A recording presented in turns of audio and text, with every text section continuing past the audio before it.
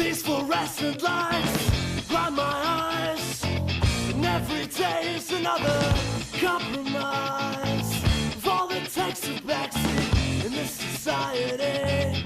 My integrity, my ability, but there's a silent song inside my head. It's all that separates me from the walking dead.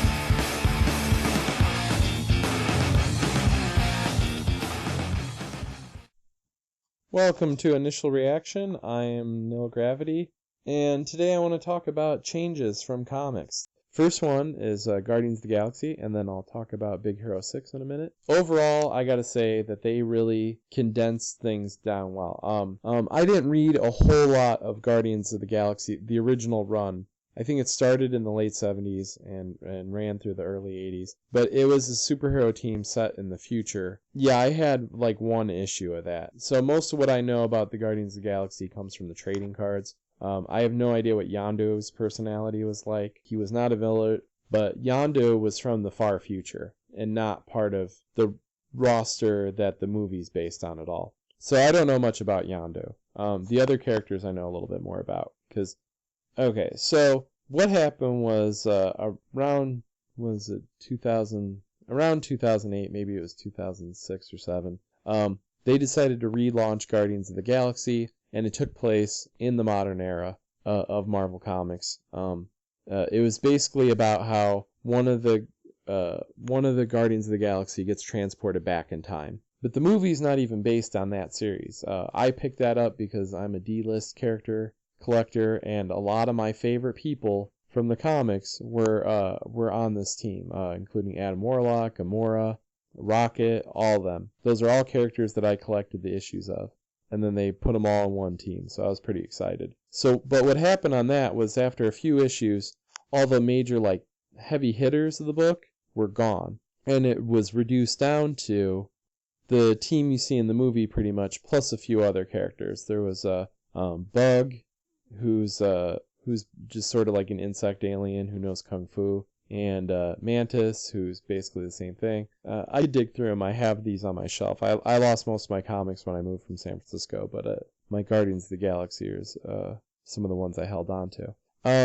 So the team we see in the movie is based on one part of one run of a comic that got canceled because not enough comic fans were reading it. So I'm ready to jump on the ass of anybody who complains about all these like people who are not fans of the comics acting like they know comics because of the movies when none of these motherfuckers even read the book and it got canceled on me. Now, the movie took what they established in that comic series and really condensed it down well with all sorts of things from the comics. One of the ones I find most interesting is Drax. I really love what they did with him. Now, in the movie, he's very literal because he comes from an alien race. That's just the way they are, and he's like an example of that race.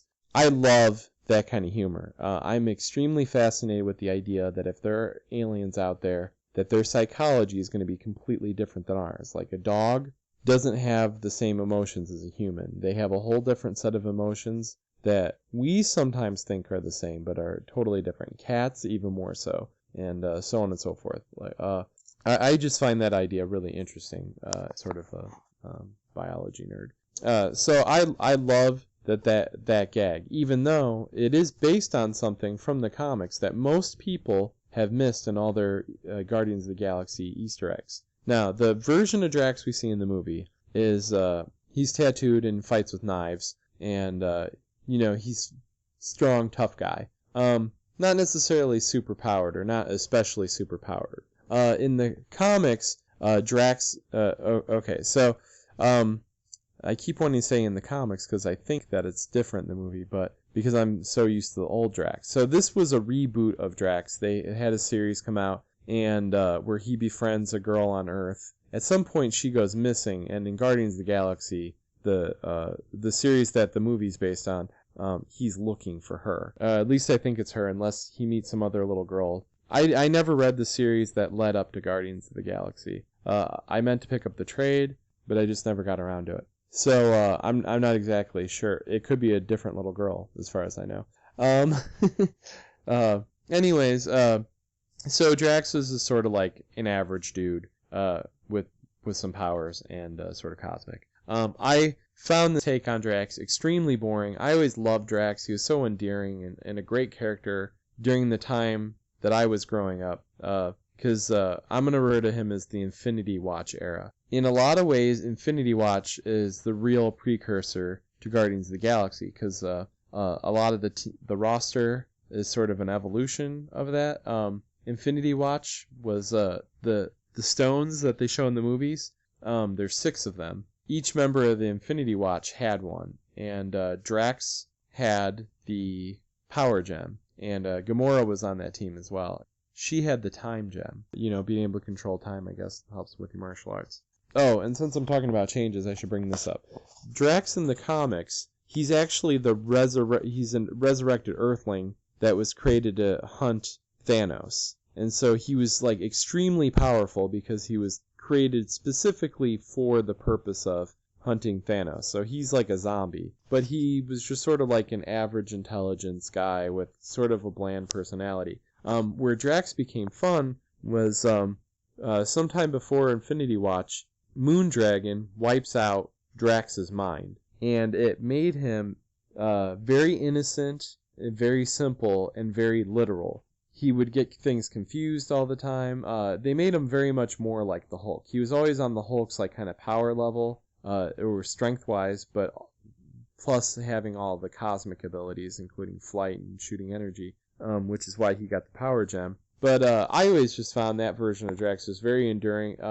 I seem to remember like a lot of good background gags of him being confused by things and just kind of standing in the background, like scratching his head, looking at something strange. The idea of Drax being literal, I really love that change. It makes so much more sense for the movie universe, and it's just like a fun take on that. Especially, I think it's more, with us being so aware of autism now and not really knowing what it... I had no idea what autism was when I was reading the Infinity Watch comics and stuff, so like relevant. It's much more relevant today to have like a character who's almost like autistic. So I thought that was a really great take on it. Everything in the movie though, they just like took the absolute best stuff from the comics and condensed it down into this great movie. In the comics, Rocket was originally from a planet of anthropomorphic therapy animals. And it was like a planet that was a mental asylum. And these animals were supposed to be like therapy companions. And Rocket was like the one who policed all the therapy animals. And it's kind of funny that I brought up Hellboy because the creator of Hellboy was actually the artist on Rocket Raccoon. Okay, and so the other movie I wanted to talk about is Big Hero 6. Massive, massive, massive changes. And I approve of every one of them. Some of them were out of practicality, some were just to make the setting more imaginative. So it wasn't in San Fran, Tokyo, whatever it's called in the movie.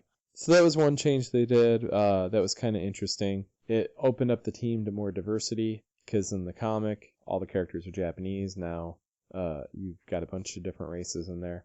The new take was great. Oh, another thing with the old comic, they were each pre-made superheroes when they formed the team. So that means, they didn't have the kind of tied origin. One thing I really loved about Big Hero 6 was the fact that every character had contributed something to their superpowers being developed, except maybe Fred.